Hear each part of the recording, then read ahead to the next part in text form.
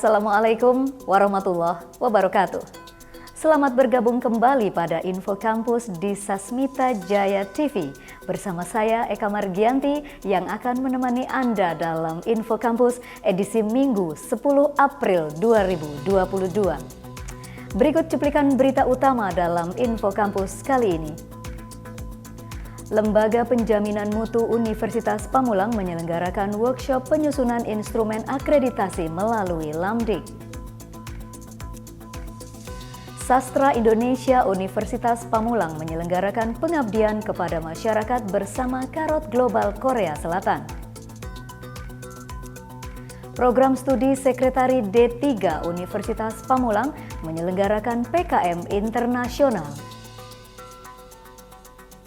Penghargaan lomba dan launching program Sasmita Jaya TV pada selebrasi Gebyar SJTV 2021. Selain berita tadi, kami juga akan sampaikan berita menarik yang kami rangkum selama 30 menit ke depan. Inilah Info Kampus selengkapnya. Kita awali dengan informasi pertama.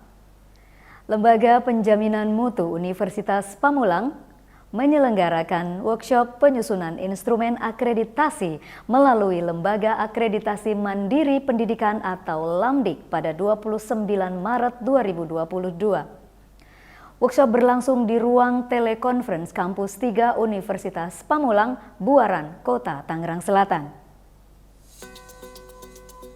Workshop dihadiri oleh Ketua Yayasan Sasmita Jaya, Rektor Universitas Pamulang, Wakil Rektor, para dekan, para kaprodi, para ketua lembaga, serta dosen dari program studi Pendidikan Pancasila dan Kewarganegaraan dan Pendidikan Ekonomi Universitas Pamulang. Kegiatan dimulai dengan pembacaan doa oleh Mukhlisin MPDI, dilanjutkan oleh sambutan Ketua Yayasan Dr. Honoris Causa, Dr. Andes Haji Darsono, serta Rektor Universitas Pamulang, Dr. Enur Zaman AM MMMSI, sekaligus membuka kegiatan workshop tersebut. Dr. Honoris Causa Dr. Andes Haji Darsono menghimbau kepada para dosen yang hadir untuk terus fokus pada saat pemaparan materi, karena ini akan menjadi yang pertama kalinya Universitas Pamulang melangsungkan peningkatan akreditasi menggunakan lembaga akreditasi mandiri. LPM Universitas Pamulang mengundang asesor Lamdik dari UPI Bandung, Dr. Prayoga Bestari MSI, yang membahas dua materi terkait paparan materi tentang lembaga akreditasi mandiri dan pembahasan instrumen akreditasi atau LED UPPS. Kapan ini Pamulang itu bisa unggul? Menurut saya itu minimum 4 tahun ke depan itu harus unggul. Nah, oleh karena itu kapan dimulainya? Dari sekarang. Dan kita sudah punya bahan-bahan yang mencukupi untuk itu, tinggal bagaimana teknis mempersiapkan itu dengan matang. Menurut saya, satu, dibutuhkan komitmen. Komitmen dari mana? Komitmen dari pengelola dulu. Komitmen dari rektor, komitmen dari ketua untuk mempersiapkan unggul itu sendiri. Yang kedua, itu komitmen dari para dosen. Kan gitu ya, dari dosen untuk mempersiapkan, karena tidak mungkin kerjasama antara dosen, karyawan atau tendik, kemudian pengelola itu diabaikan, tidak mungkin. Karena kesemuanya itu harus bermuara kepada mutu yang lebih hebat. Tio Sadewo dan Yuda melaporkan dari Universitas Pamulang. Program Studi Sastra Indonesia S1 Universitas Pamulang bekerja sama dengan Karot Global Korea Selatan menyelenggarakan pengabdian kepada masyarakat atau PKM Internasional pada 23 Maret 2022. Pengabdian kepada masyarakat yang mengusung tema pentingnya belajar bahasa asing sebagai bekal kuliah dan karir di luar negeri berlangsung secara daring melalui forum diskusi virtual. Tim PKM dari Program Studi Sastra Indonesia Universitas Pamulang, diantaranya Sugio SPD MPD, Adam Muhammad Nur SSM Hum, Rai Bagus Triadi SSMPD, Egi Aprianti, Anita Tasya Renita, dan Lastri Lina Erliawati. Pengabdian kepada masyarakat mendatangkan narasumber dari mahasiswa Bahasa dan Sastra Korea, Universitas Hankuk Korea Selatan, Andri Saifuddin MA. Narasumber juga merupakan seorang pengajar bahasa Indonesia di Carrot Global Korea Selatan. Hal tersebut sebagai implementasi kerjasama antara Program Studi Sastra Indonesia Universitas Pamulang dengan Carrot Global Korea Selatan. Pengabdian kepada masyarakat berlangsung untuk para siswa sekolah menengah pertama Katolik Bakti Prima Pamulang. Andri Saifuddin berbagi mengenai pentingnya bahasa asing untuk berkuliah dan bekerja di luar negeri, dan membagikan pengalaman ketika menekuni bahasa asing hingga bisa bekerja dan sekolah di Korea Selatan. Pengabdian kepada masyarakat yang diselenggarakan oleh tim Program Studi Sastra Indonesia bertujuan untuk meningkatkan minat mempelajari bahasa asing serta memperluas wawasan serta motivasi siswa SMP Katolik Bakti Prima Pamulang bagi yang ingin meneruskan pendidikan di luar negeri. Marcelina Raharjo melaporkan untuk SCTV. Program Studi Sekretari D3 Universitas Pamulang menyelenggarakan PKM Internasional. Informasinya akan kami sajikan usai jeda berikut ini. Tetaplah bersama kami.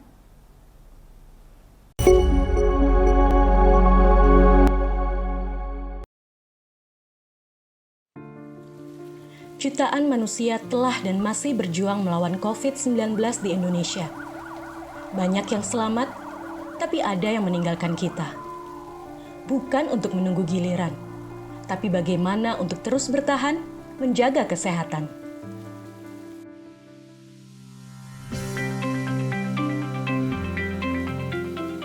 Ketika cuaca sedang tidak menentu, menjaga kebugaran dan imun tubuh itu nomor 1. Lihat Tora, selalu semangat menggapai impian dengan tetap menerapkan protokol kesehatan dimanapun dia berada.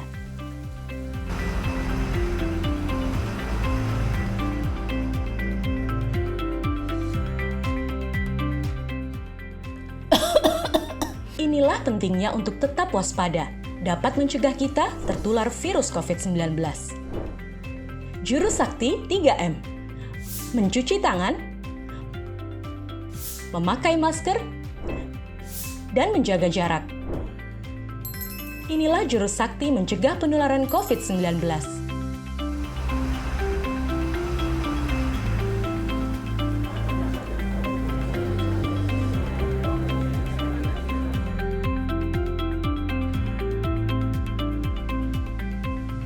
Selalu lakukan 3M dimanapun kita berada, baik di area publik maupun di tempat kerja. Selain juru sakti 3M, kita juga harus mendukung pemerintah dalam pelaksanaan 3T dan vaksinasi. 3T adalah testing, melakukan tes antibodi atau antigen atau PCR secara rutin. Telusur, penelusuran kontak dari orang yang terpapar COVID-19, tindak lanjut isolasi, menjalankan perawatan yang sesuai dengan anjuran pemerintah. Vaksinasi merupakan satu upaya untuk membentuk kekebalan komunitas terhadap virus COVID-19. Masyarakat Indonesia akan divaksinasi secara bertahap sesuai dengan ketentuan pemerintah. Mari kita dukung vaksinasi COVID-19 di Indonesia. Ingat ya, juru sakti 3M. Mencuci tangan, memakai masker, dan menjaga jarak. 3T, testing, telusur, dan tindak lanjut isolasi. Ayo cegah penyakit kanker. Penyakit kanker adalah penyakit yang sangat ditakuti semua orang karena banyak menyebabkan kematian serta pembiayaannya yang mahal. Semua usia berpotensi terkena penyakit kanker. Penyakit ini dapat dicegah dengan mengubah perilaku atau gaya hidup, seperti stop merokok, hindari terpapar asap dan residu rokok, hindari mengkonsumsi 4P, pengawet, perasa, pewarna, pemanis, hindari terpapar bahan kimia dan polusi berbahaya, rajinlah melakukan aktivitas fisik, menerapkan perilaku hidup bersih dan sehat, lakukan deteksi dini secara berkala, karena Anda bertanggung jawab terhadap kesehatan diri Anda. Jangan tunda. Ayo, hidup sehat untuk cegah penyakit kanker.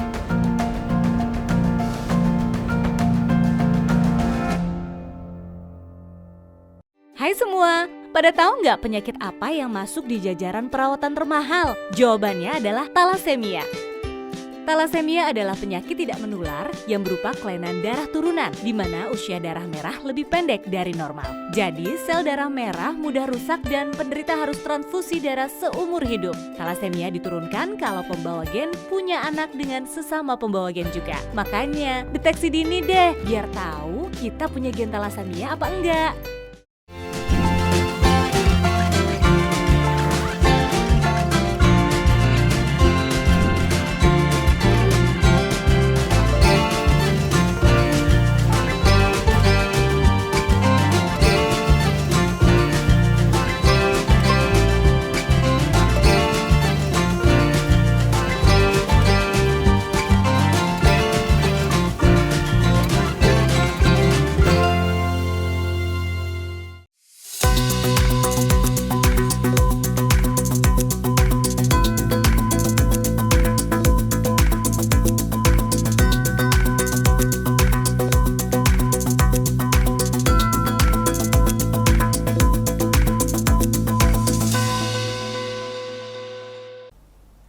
Kembali lagi bersama saya dalam Info Kampus.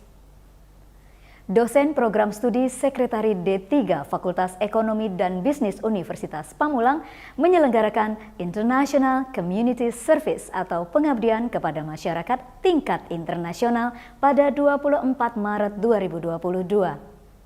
Pengabdian kepada masyarakat mengusung tema Creating and Shaping the Entrepreneurial Mind to Face the Digital Era Society yang berlangsung secara daring melalui forum diskusi virtual.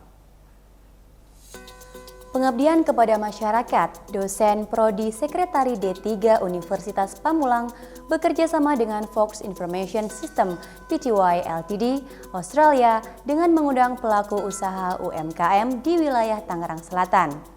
Dosen serta mahasiswa yang telah memiliki usaha untuk diberikan motivasi dalam membangun bisnis, menjalankan serta mengembangkan usaha yang telah dirintis. Diwakar Saraswat, pebisnis serta COE dari Fox Information System Pty Ltd, pada PKM Internasional menyampaikan bahwa perkembangan teknologi telah merubah paradigma masyarakat dunia dalam mencari produk yang dibutuhkan. Setiap individu bisa menggunakan ponsel pintarnya untuk mencari dan memasarkan produk yang diinginkan. Tujuan dari PKM Internasional adalah memberikan pelatihan kepada pelaku usaha UMKM dan sebagai bentuk implementasi dan kewajiban dosen dalam menjalankan Tridharma perguruan tinggi. Berlangsungnya PKM tingkat internasional akan memberikan nilai tambah bagi program studi dan lembaga. Pelaksanaan PKM dan penelitian secara internasional akan bertambahnya kontribusi yang bisa diberikan terkhusus kepada masyarakat umum. Sugiarto melaporkan untuk SJTV. Dosen Program Studi Manajemen S1 Universitas Pamulang menyelenggarakan pengabdian kepada masyarakat atau PKM pada 29 Maret 2022. Pengabdian kepada masyarakat berlangsung bersama UMKM Keripik Singkong Bu Imah di Jalan Betet, Desa Pengasinan, Gunung Sindur, Kabupaten Bogor. PKM pada UMKM Keripik Singkong Bu Imah melibatkan 5 kelompok dosen. Pengabdian kepada masyarakat yang dilakukan oleh dosen manajemen S1 ini memiliki 5 kelompok yang terdiri dari dosen dan mahasiswa. Kelima kelompok memiliki tema pengabdian yang berbeda. Kelompok pertama mengusung tema kekuatan kemasan atau packaging sebagai penarik perhatian konsumen yang diketuai oleh Anna Furianah SEMM.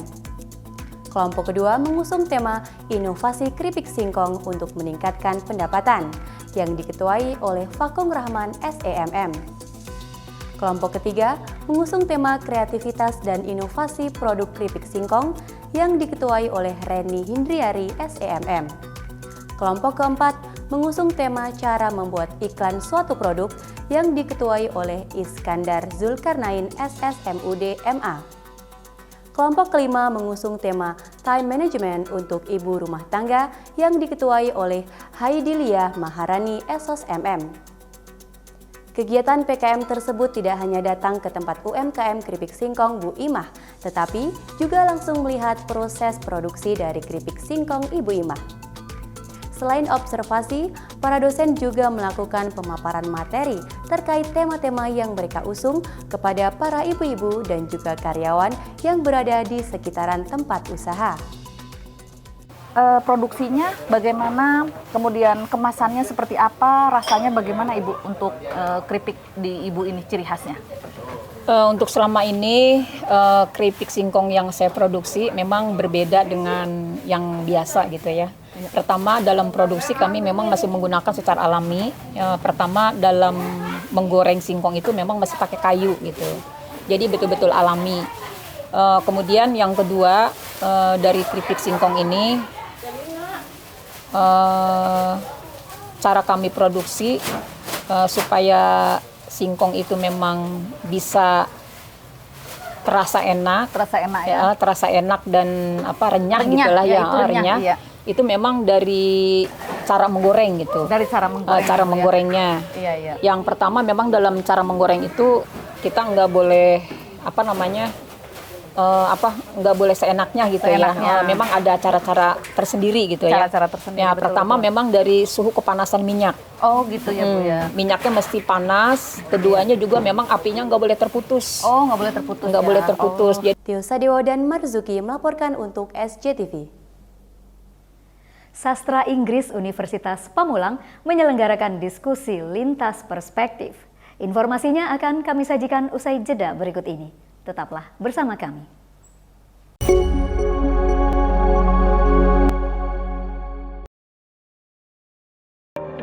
Lindungi diri dan keluarga dari COVID-19. Wujudkan masyarakat yang sehat dan produktif dengan vaksinasi COVID-19. Aman dan melindungi. Pemerintah menjamin vaksin yang digunakan sesuai dengan standar keamanan dan melewati uji klinik yang ketat. Vaksinasi COVID-19 di fasilitas pelayanan kesehatan dilaksanakan dengan protokol kesehatan yang ketat. Tak ada yang dikhawatirkan, tak ada yang diragukan.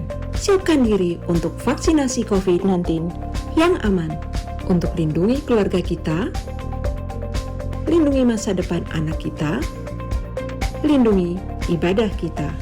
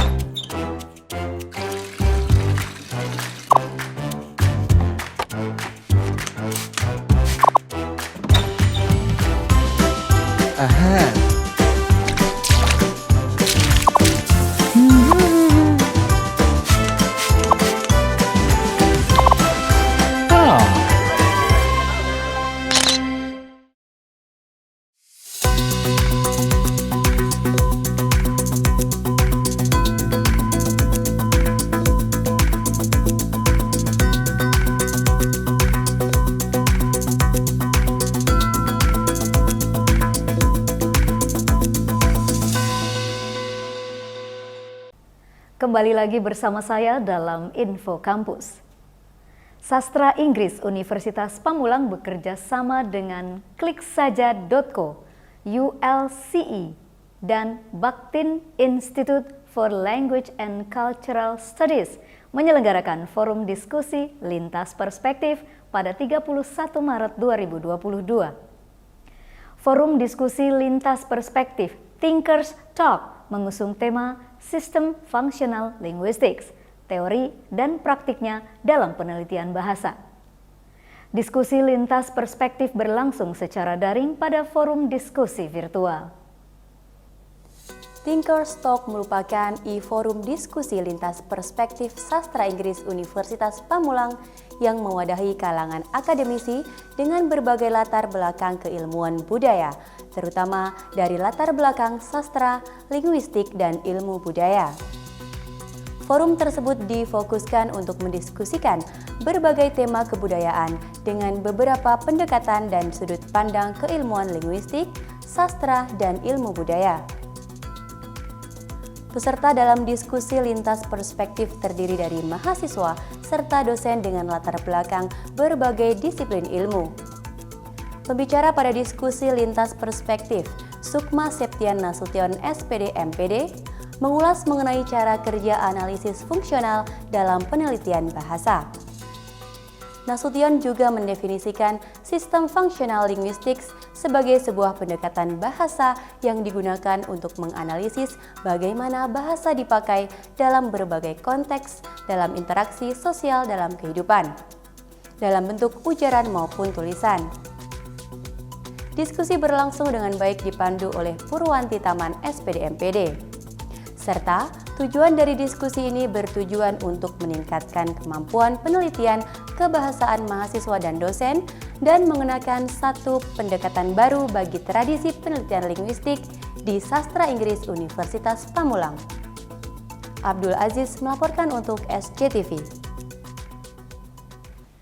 Selebrasi penghargaan Gebyar SCTV 2021 berlangsung secara live pada kanal YouTube Sasmita Jaya TV Official pada 30 Maret 2022. Selebrasi berhasil diselenggarakan di ruang telekonferensi Kampus 3 Universitas Pamulang, Buaran, Kota Tangerang Selatan. Gebyar SCTV 2021 yang telah berlangsung sejak November 2021 dengan 5 lomba yang ikut memeriahkan, diantaranya lomba dakwah, kewirausahaan, stand up komedi, video profil prodi, dan festival film.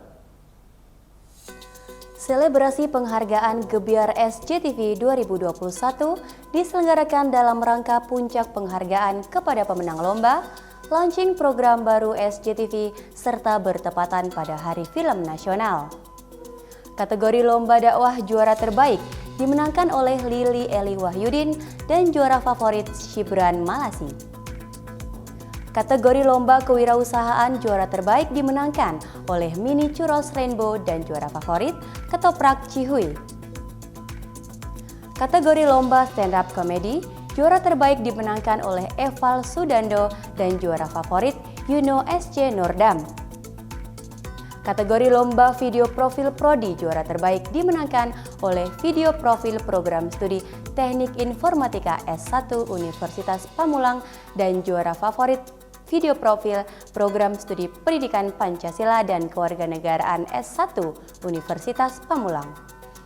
Dan kategori festival film juara terbaik dimenangkan oleh Pergi Sebelum Beranjak, Menjemput Sebelum Perayaan, serta juara favorit film Disparitas.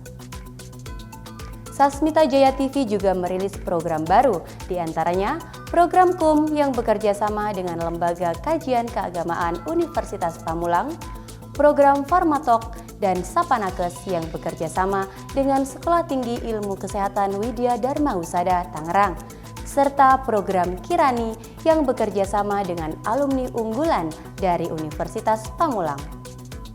Marcelina Raharjo dan Yuda melaporkan dari Universitas Pamulang. Pemirsa, informasi selebrasi Gebyar SCTV 2021 sekaligus mengakhiri pertemuan kita hari ini. Saya Eka Margianti mewakili seluruh tim redaksi dan kerabat kerja yang bertugas mengucapkan terima kasih atas kebersamaan Anda. Dan selamat menunaikan ibadah puasa. Saksikan selalu info kampus di Sasmita Jaya TV. Berbagi untuk negeri. Sampai jumpa. Wassalamualaikum warahmatullahi wabarakatuh.